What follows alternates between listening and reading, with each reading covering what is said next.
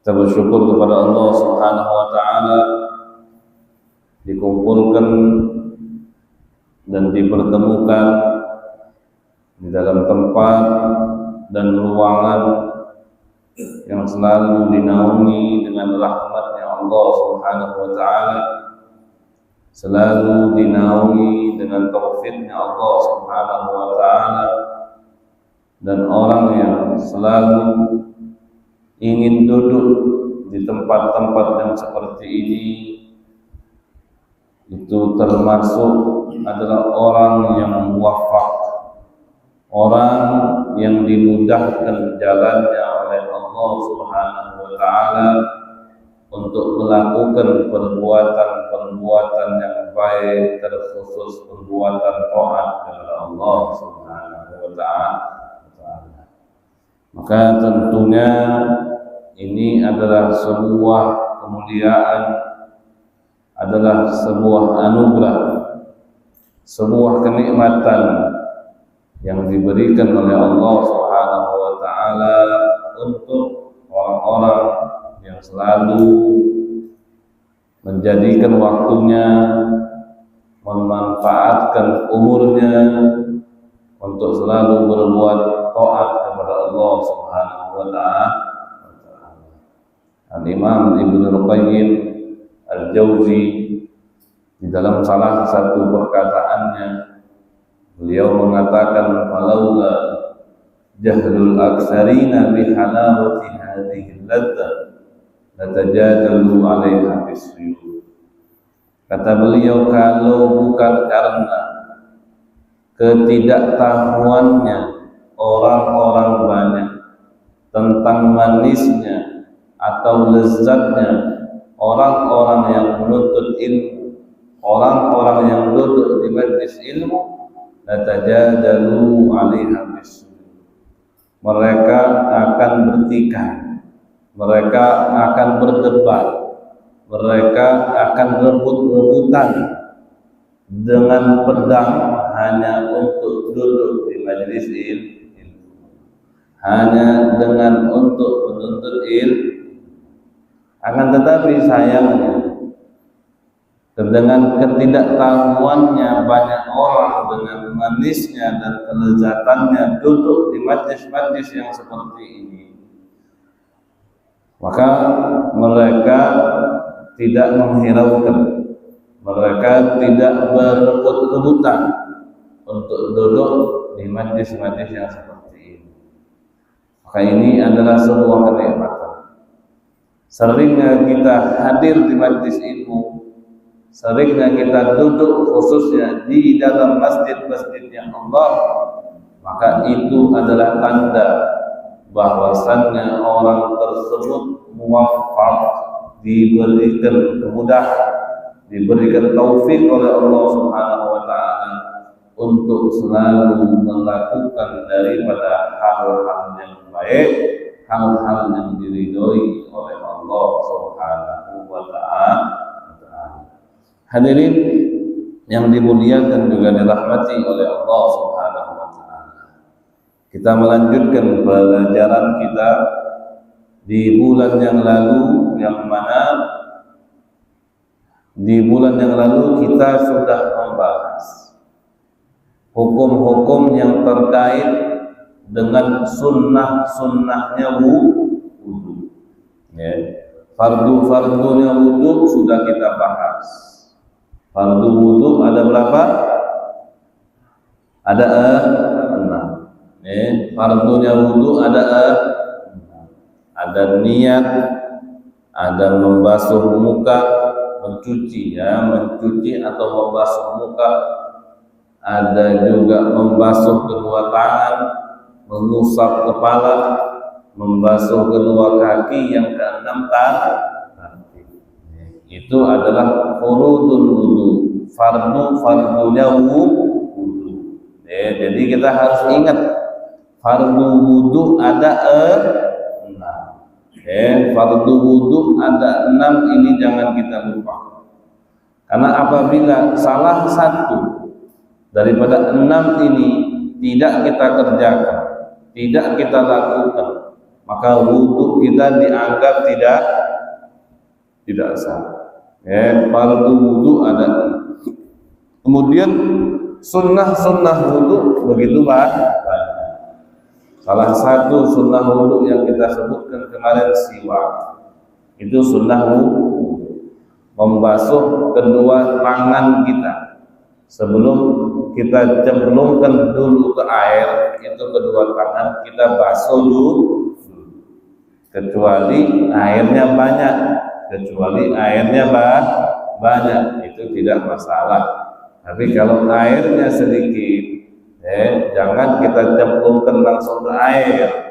Kita ambil dulu atau digayung, airnya ada di gayung, baru kita cuci tangan. Kemudian termasuk daripada sunnahnya wudu juga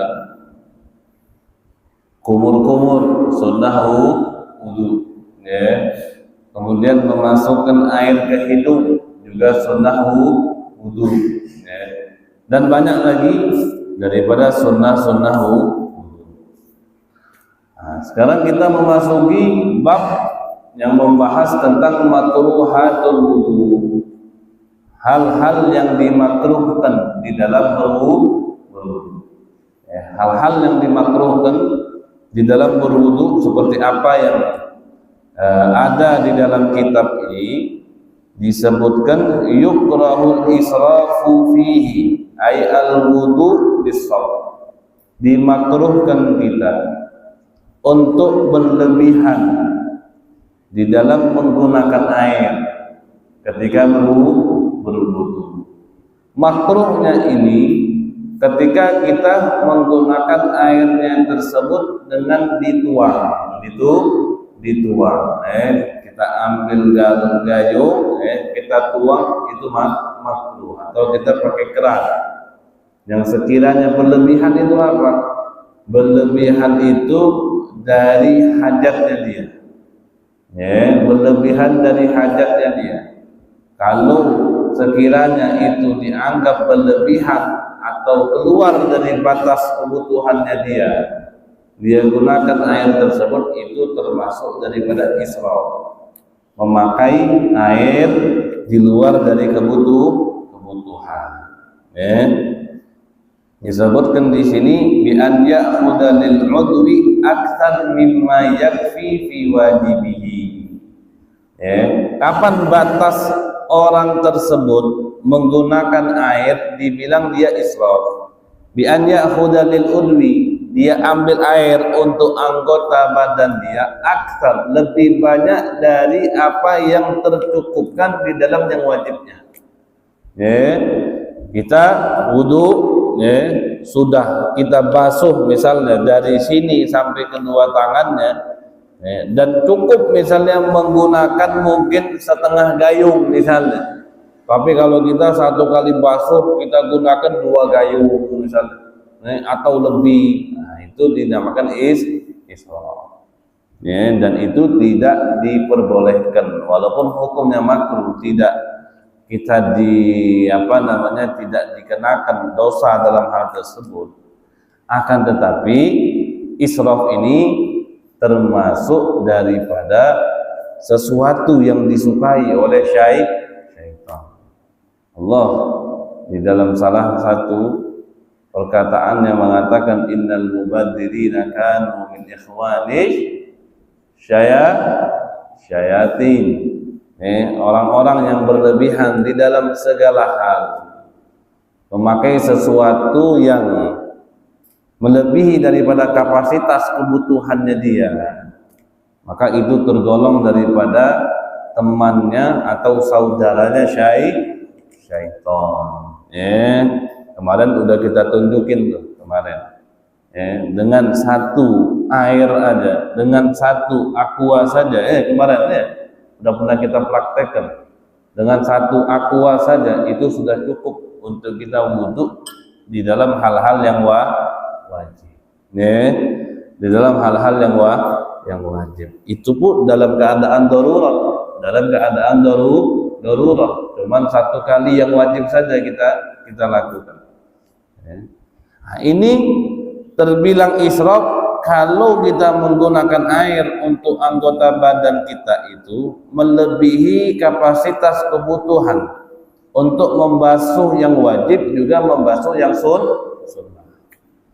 Jadi kita wudu, kita pakai yang wajibnya, kita pakai yang sunnahnya, dan itu yang terbagus. Tapi di dalam menggunakan air itu berlebihan.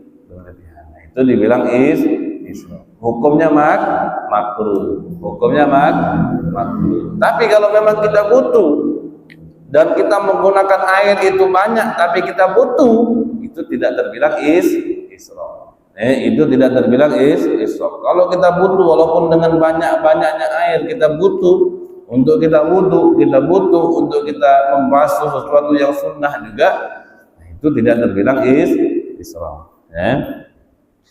Nah, israf ini di dalam wudu atau memakai air yang berlebihan di dalam wudu ini, makruhnya itu ketika kita gunakan air disop, dengan dituang.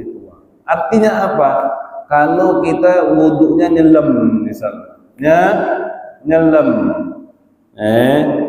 kita nyelam ada sumur atau ada kolam renang, atau ada sungai, nyemplung gitu, nyemplung. Mau kita gunakan air berapapun banyaknya, itu tidak dibilang makruh. Kenapa? Idla fafi. Karena kalau kita nyemplungnya di sungai, itu tidak ada kita membuang-buang air, itu nggak ada. Nggak ada istilahnya membuang-buang air, itu nggak ada.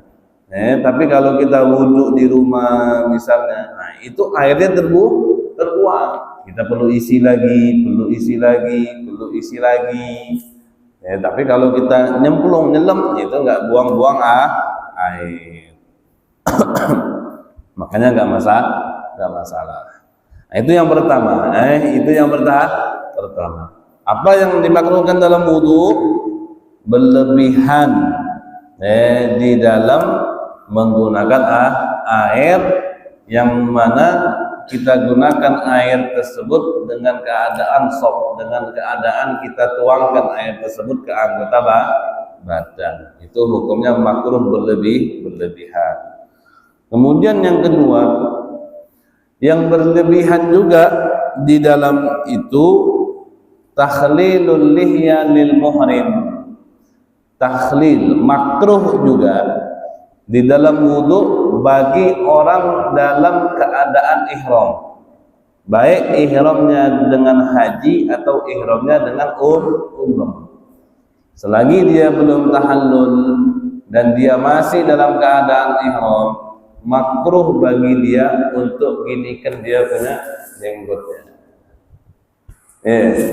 Makruh. Kenapa? Karena takut jatuh dia punya rambut ini. Takut jatuh. Makanya makruh. Kan seharusnya orang yang jenggotnya panjang, lebat, itu takhlilul lihya, memasukkan jari jemari ke jenggot ini hukumnya sunnah. Seharusnya sunnah. Mungkin kayak anak nih udah termasuk nih, kayak ente belum. Kayak ente belum. Itu sunnah. Sunnah. Lebat yang kita bahas kemarin, batasan jenggot atau jambang yang lebat tadi fi majlisit takhatub, ketika di dalam majlis atau kita berhadapan seperti ini nggak kelihatan kulitnya. Nah, kalau masih kelihatan kulit dalamnya ini, berarti itu tidak tergolong lebat. Luar dalam harus kena, kulit dalamnya harus kena. Nah, tapi kalau udah nggak kelihatan kulitnya ini, maka itu sudah tergolong lebat. Jadi nggak harus kena dalam kulitnya, itu nggak harus, cukup di luarnya saja. Berbeda kecuali dengan rambut-rambut yang tumbuh di sini. Itu semua harus dikenain kulit. Harus dikenain kulit. Kecuali ini, kalau misalnya lebat, maka tidak wajib untuk dikenakan kulitnya, tapi disunnahkan memasukkan jari jemarinya, disunnahkan. Tapi dalam keadaan khusus bagi orang yang dalam keadaan muhrim tadi, dalam keadaan ihram tadi, dia tidak disunnahkan, malahan hukumnya makruh bagi dia, makruh bagi orang yang ihram, baik itu dengan haji ataupun umrah, karena ditakutkan ada rambut yang jatuh. Itu pendapatnya daripada Imam Ramli, pendapat daripada Imam Ramli. Pendapat daripada Imam Ibnu Hajar, bagi orang yang dalam keadaan ihram tetap disunnahkan untuk memasukkan jari jemarinya ke jenggotnya tadi, tapi dengan syarat yang lembut-lembut saja, jangan yang kasar-kasar, jangan. Yang lembut, pelan-pelan. Kan kalau dia udah terkena air ini, kemudian tangannya juga kan kita kenakan air dulu baru kita gini kan, itu bisa lembut bisa. Seperti itu. Tapi kalau dia takut, mending tidak usah. Kemudian yang dimakruhkan juga di dalam berwudu, az-ziyadatu ala thalas, membasuh anggota badan melebihi 3 kali. Kita wajib membasuh anggota badan itu hukumnya 1 kali. Basuh muka 1 kali wajib, basuh tangan 1 kali wajib, ngusap kepala 1 kali wajib, basuh kaki 1 kali wajib. Itu yang wajibnya. Kalau kita cuma lakukan yang wajibnya saja, itu saja, maka hukum wudu kita dianggap sah. Tapi sunnahnya berwudu itu sampai 3 kali. Jadi basuhan yang kedua, basuhan yang ketiga itu hukumnya sunnah. Itu hukumnya sunnah. Tapi ketika melebihi dari 3 basuhan tadi, maka itu hukumnya makruh. Dan kurang dari 3 kali basuhan juga hukumnya makruh. Lebih dari 3 basuhan hukumnya makruh, kurang dari 3 juga hukumnya makruh. Jadi kalau dia cuma basuhnya 2 kali, enggak 3 kali makruh. Basuhnya 4 kali, enggak 3 kali juga makruh. Kurang dari 3 makruh, lebih dari 3 makruh. Berbeda seperti tayamum misalnya. Tayamum itu kita diwajibkan, bukan sunnah, diwajibkan di dalam tayamum harus ada 2 kali tepuk 2 kali ini, 1 kali buat muka, 1 kali buat tangan. Tapi kalau tidak cukup, maka kita boleh ambil seberapa kali kita pindahkan tangan ini sampai cukup. Enggak masalah. Kalau udah cukup 2 kali, cukup 2 kali. Kalau enggak cukup 2 kali, 3 kali. Enggak cukup 3 kali, 4 kali. Seperti itu. Aw ziyadatu ala thalas, ziyadah ala salas.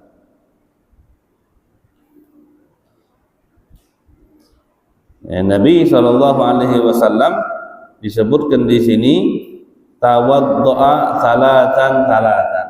Nabi itu wudu 3 kali. Ketika Nabi wudu 3 kali, atau Nabi mengatakan tawaddu', berwudulah kalian salasan.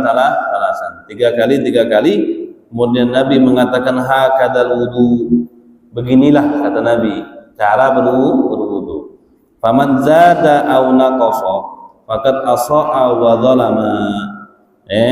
Barang siapa orang yang melebihi dari 3 kali atau kurang daripada 3 kali, faqad asaa wa zalam. Asa yakni akhta as-sunnah, maka dia telah menyalahkan sunnah di dalam 2 perkara ini, melebihi atau mengurangi. Ya. Kemudian juga dimakruhkan di dalam berwudu al-isti'anah biman yaghsil a'dha'ahu illa li'udrin, meminta bantuan orang untuk menuangkan dia air di dalam berwudu. Itu hukumnya makruh. Apalagi kita orang yang sehat misalnya. Orang yang sehat, nggak ada uzur sama sekali dia nggak sakit, dia nggak apa, dia sehat badannya, dia bisa ambil air sendiri, dia bisa tuang air sendiri, tapi dia minta bantuan orang. Nah, itu hukumnya makruh. Hukumnya makruh, kecuali orang sakit. Kalau orang sakit maka enggak masalah. Orang sakit tidak masalah. Tapi cara nuangnya yang perlu kita pelajari. Kalau kita ambil wudhu sendiri, maka mulainya tadi dari sini dulu ya, baru sini, dari bawah ke atas. Tapi kalau kita dituangin orang, dari sini baru ke bawah. Itu cara. Caranya seperti itu. Kemudian disebutkan juga daripada yang dimakruhkan di dalam wudu itu tarkul madmadah wal istinsyaq, tidak menggunakan atau melaksanakan al-madmadah, memasukkan air ke mulut, juga memasukkan air ke hidung. Bahasanya kita cuman gunakan yang wajib-wajibnya saja, tapi kita nggak kumur-kumur, kita nggak masukkan air ke hidung. Nah, itu hukumnya makruh. Hukumnya makruh. Kemudian yang dimakruhkan juga tarkut tayamun, tidak memulai dengan tangan kanan, tidak mulai dengan tangan kanan, mulainya dengan tangan kiri. Kan termasuk daripada fardu wudu itu cuman membasuh kedua tangan, bukan yang wajibnya kanan dulu baru kiri, enggak. Sunnah yang dimulai dengan kanan baru kiri. Bahkan jangankan di dalam berwudu, di dalam mandi pun seperti itu. Di dalam ngasih misalnya orang minum saja, sunnahnya dari kanan. Misalnya kita ada minum ini ya, kalau di Indonesia ini ya, adat-adatnya itu kan jarang seperti itu. Minum langsung rame-rame, 1 gelas itu rame-rame, itu jarang. Padahal itu berkah, berkah. Karena di situ mengajarkan kita agar kita selalu menganggap orang itu di mata Allah itu tinggi. Jadi kita bisa mengambil keberkahan dari semua orang tanpa pandang bulu, tanpa kita memandang ini orang ini segini, dia ini seperti ini, enggak. Di Arab sana, khususnya di Yaman itu, di kota Tarim itu, setiap kali mengadakan acara, apapun itu acaranya, itu ada orang-orang khusus yang tugasnya itu, ada yang tugasnya nuangin air, ada yang tugasnya nuangin air, kemudian dibagi-bagikan. Ada yang tugasnya nuangin kopi, kemudian dibagi-bagikan. Ada yang tugasnya bawa bukhur, apa namanya di sini? Lupa itu, tapi bukan yang kayak gini yang panjang-panjang itu, bukan. Bukhur arang, kita bakar arang itu, kemudian kita taruhkan kayu, dari gahru tadi, nah itu. Ada tugasnya itu. Habis itu ada tugasnya juga orang yang bawa air mawar. Jadi ada air mawar di sana biasanya kalau acara. Jadi dia keliling, ketika datang ke kita tadahin tangan kita, dituangkan air mawar itu, kemudian kita taruh di sini, dingin, enak. Jadi ada yang kayak gitu. Yang tugasnya muterin air dia muterin. Itu satu gelas air berputar itu banyak, gelasnya tentunya banyak. Tapi satu gelas air itu ketika sudah di tangan ana misalnya, itu minum, ana minum, yang ini minum, yang ini minum. Satu teguk sampai habis, diambil lagi, keluar keliling lagi. Gitu. Kopi juga seperti itu. Kopi juga seperti itu. Tuang kopi, minum. Udah selesai, diambil gelasnya langsung dibagiin, nggak cuci-cuci lagi, nggak ada. Nggak ada, udah dicuci-cuci, nggak, langsung tuang, kayak gitu, muter gitu. Jadi sampai orang yang hadir pun ribuan itu kena semua, dapat semua.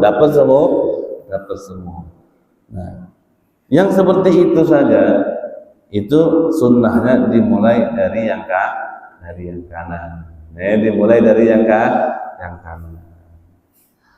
Nah, juga di dalam berwudu, terlebih lagi di dalam berwudu. Ketika kita berwudu itu disunnahkan yang kanan dulu, baru yang kiri. Ya, maka memulai dari kanan itu hukumnya makruh. Wa taharatu min fadlil mar'ah, kemudian bersuci dari sisanya perempuan. Itu hukumnya makruh. Bersuci dari sisa yang sudah dipakai sama perempuan, siapapun itu perempuan, itu hukumnya makruh.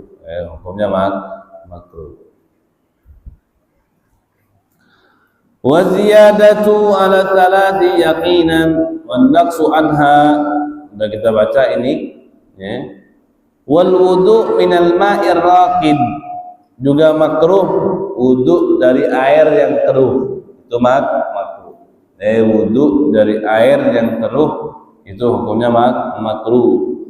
Misalnya kita wudu di kolam misalnya, yang udah bercampur dengan tanah atau yang lainnya, airnya keruh, gak jernih gitu nah itu hukumnya makruh. Wal israfu fi shaq makruh wa yahrum minal musabbal. Ini bukan makruh, haram hukumnya. Orang wudu misalnya dengan air yang disiapkan untuk minum. Kalau di sini jarang.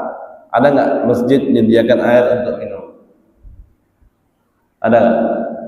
Di keran misalnya, ada nggak air untuk minum? Nggak ada. Ini dibahas di sini karena di negeri-negeri Arab itu ini hal yang biasa. Bahkan misalnya di dalam jarak tempuh setiap perjalanan, mungkin jaraknya 10 km, 20 km. Nah, setiap jarak seperti itu pasti ada tempat-tempat khusus yang memang disediakan untuk orang minum secara majanan, secara gratis. Minum, apalagi kalau di sana airnya itu pasti air dingin, nggak ada air panas di sana. Orang minumnya air dingin terus karena cuacanya panas. Kayak di sana itu banyak orang yang wakafkan untuk minum orang, banyak. Banyak. Nah, di masjid pun pasti seperti itu. Kalau di jalan-jalanan saja ada air yang khusus untuk minum, bukan aqua, tapi air yang ngalir, yang ada mungkin tetmonnya tadi, nah disiapkan khusus untuk minum, kemudian kita pakai untuk wudu, itu hukumnya haram. Terutama tadi yang ada di masjid. Ya. Apalagi hal-hal yang berkaitan dengan masjid ini, sebagian hukum-hukumnya itu agak repot ya, agak repot. Nggak bisa kita menggunakan fasilitas-fasilitas yang ada di masjid itu dengan sesuka hati kita, itu tidak bisa.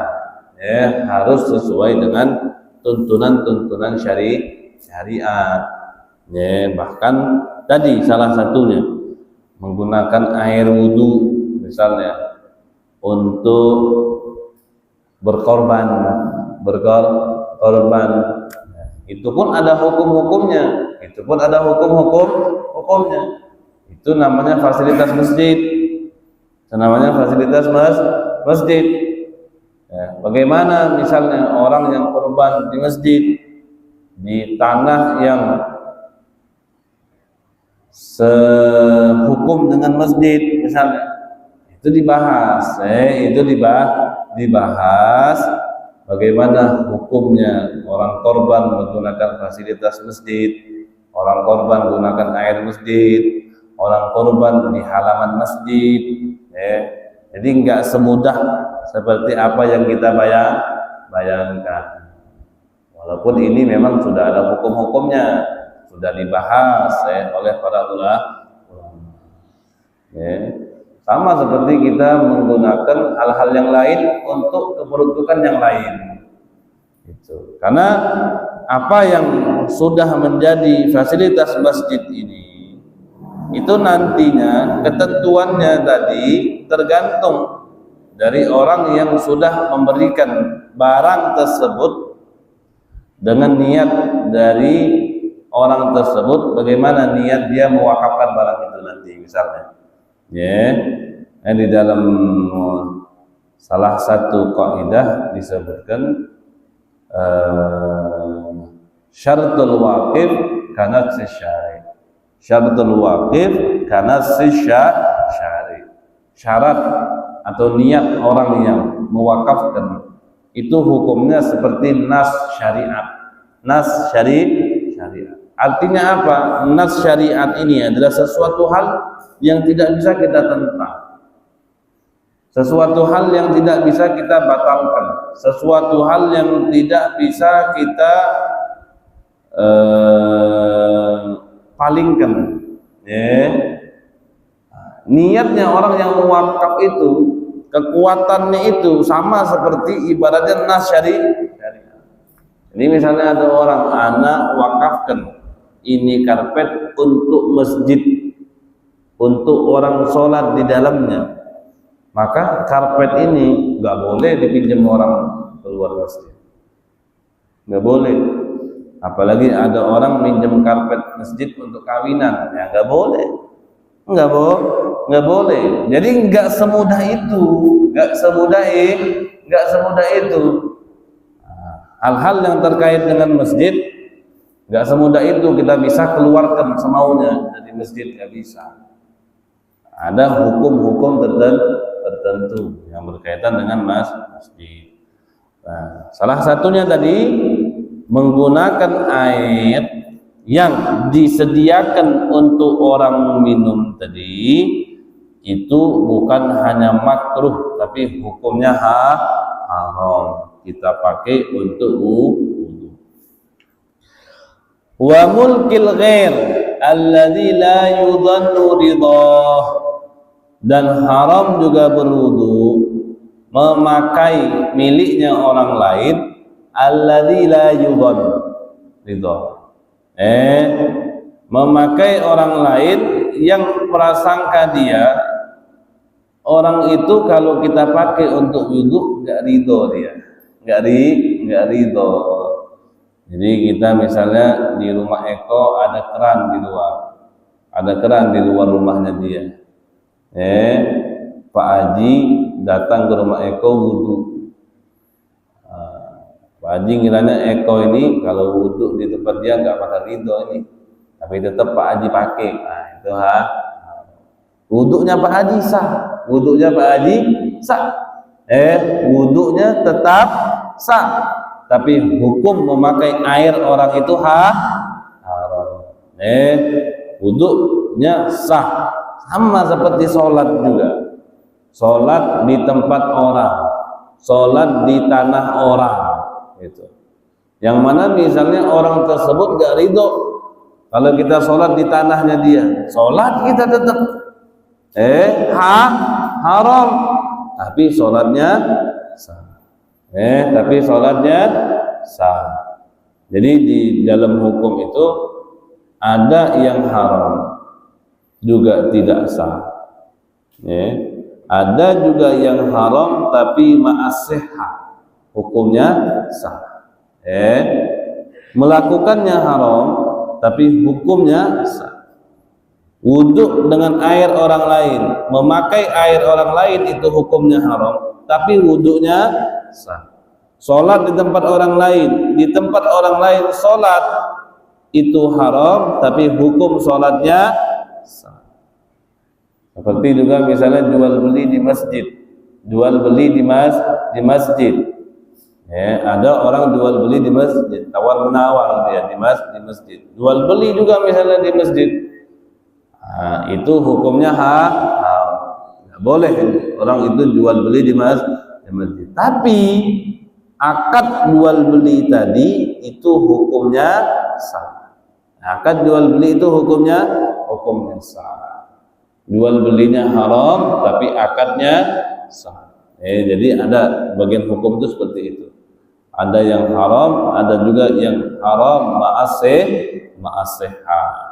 Nah, termasuk yang haram ma'as-sihah ini ketika seseorang itu berwudu menggunakan airnya orang lain yang dalam sangkaannya dia orang itu tidak ridho.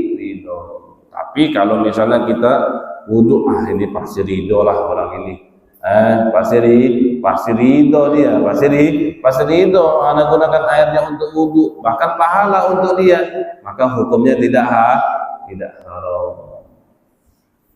Tapi ini nggak bisa kita pakai dalam beberapa hal. Kalau pakai punya orang kita tahu ridhonya berarti boleh lah, nggak bisa. Dia punya kebun, ada ambil sawitnya 5 kilo, 10 kilo, atau untuk rokok sebungkus saja ambil jual ridho ini. Itu nggak bisa kayak gitu ya. Jadi tamam. Nah inilah yang dimakruhkan di dalam berwudu. Yang dimakruhkan di dalam berwudu. Dan yang kemarin juga sebenarnya udah dibahas sedikit. Kemarin itu udah dibahas sedikit, masuk di dalam bab sunanul wudu. Salah satunya tadi yang dimakruhkan di dalam wudu juga termasuk tadi nafat wa tanshif, kalau bisa, kalau kita wudu tadi, bekas-bekas air yang ada di tangan, yang ada di muka tadi, itu jangan kita gini-gini kan, atau jangan kita lap dengan handuk, selagi kita dalam keadaan sehat-sehat saja, gitu kan? Selagi kita dalam keadaan sehat-sehat saja. Berbeda misalnya musim dingin betul, gak kuat kita. Kalau misalnya masih ada air yang dalam tubuh kita, sakit tulang kita misalnya, atau kita meriang, itu menggigil, maka nggak masalah kalau kita usaha. Nah, sampai sini dulu kiranya. Kalau ada yang mau bertanya, kita persilahkan. Silakan dengan kuku yang panjang itu apa? Yang dipermasalahkan kuku panjang itu ada kotoran-kotoran yang melekat di dalamnya. Itu yang dipermasalahkan, gitu. Kalau misalnya kotoran tersebut yang melekat di dalam kuku tadi tebal, dengan keyakinan bahwasannya itu mencegah masuknya air ke dalam kulit, maka wajib hukumnya dibersihkan. Dan kalau tidak dibersihkan, maka wudunya tidak sah. Kalau kukunya nggak masalah, panjang atau nggak masalah. Kalau kukunya nggak masalah, panjang atau nggak masalah kukunya. Yang dipermasalahkan orang yang punya kuku panjang, atau mungkin kuku yang nggak panjang juga, tapi dia kerjaannya ngeruk tanah. Jadi, nah itu yang diperhatikan di dalam ini nih. Nah, itu yang diperhatikan. Kalau di situ banyak tanahnya atau kotorannya yang melekat sehingga air tidak menyentuh kulit, maka itu hukumnya wajib dibasuh. Dan kalau dia tidak basuh dan tidak sampai air itu ke kulit, maka wudunya tidak sah. Itu aja. Tapi kalau panjang pendek nggak masalah, selagi bersih nggak masalah. Tapi bagusnya kan dipotong, bagusnya kan dipotong. Itu termasuk daripada khisalul fitrah, sesuatu hal yang harus kita jaga, yang bagus, yang disunnahkan oleh Nabi di dalam kita punya tubuh. Salah satunya tadi kumis kita rapikan, kuku kita potong, bulu ketiak tadi, bulu ketiak juga, maaf, bulu-bulu kemaluan juga harus. Itu termasuk yang diajarkan oleh Nabi besar Muhammad sallallahu alaihi wasallam. Ada lagi?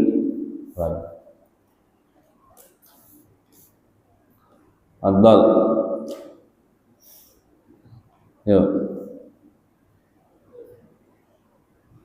Tanyalah.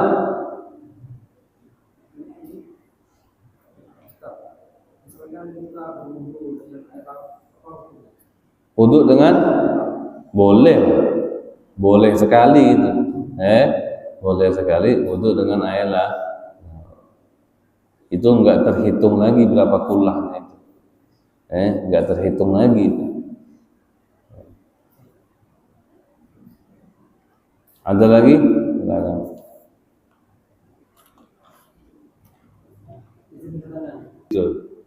Seharusnya tempat wudhu dan tempat kita buang air kecil dan besar itu memang harusnya dibedakan. Memang harusnya dibedakan. Bahkan itu termasuk daripada adab. Termasuk juga di dalam hal-hal yang melancarkan semua kebaikan untuk kita itu kayak gitu, rizki. Salah satunya apa? Membedakan tempat wudhu tadi. Jangan kita samakan wudhu, tempat buang air kecil, buang air besar, gitu. Seharusnya seperti itu. Dan Nabi ajarkan itu. Orang-orang dulu juga seperti itu. Kalau kita bangun kamar mandi di rumah, usahakan kita bedakan. Ada tempat wudhu, ada tempat buang air besar, buang air kecil. Dan itu termasuk daripada adab-adabnya berwudhu juga. Termasuk daripada adab-adabnya berwudhu, tidak berwudhu di tempat membuang hajat yang besar ataupun hajat yang kecil. Gitu. Tapi kalau memang dalam satu kondisi misalnya harus dia memakai tempat itu, ya nggak masalah. Nggak masalah. Masa itu tidak membuat wudhunya tidak sah. Tidak. Ada lagi? Silakan. Pak Ketua.